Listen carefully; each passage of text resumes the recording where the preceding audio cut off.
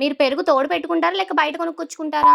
ఇక మ్యాటర్ ఏంటంటే మేమే ఇలాగుంటామా? మీరు కూడా ఇలాగే ఉంటారా? మేమైతే పెరుగు తోడు అసలు ఇంట్లో పెట్టనంటే పెట్టమనమాట. మా ఇంట్లోకి లీటర్ పాలు పాలకే సరిపోతాయి. అటు టీలకని, కాఫీలకని, తాగడానికని సరిపోతాయి. కానీ ఒక్కసారి కూడా తోడైతే ఇంట్లో అస్సలకే వేయమనమాట. మరి ఎక్కడ తెచ్చుకుంటారక్క పెరుగు అనంటే బయటే తెచ్చుకుంటాం. అది కూడా గేదె పెరుగు అని బయట అమ్ముతారు గదా! సో, అక్కడికెళ్ళైతే తెచ్చుకుంటాం అనమాట.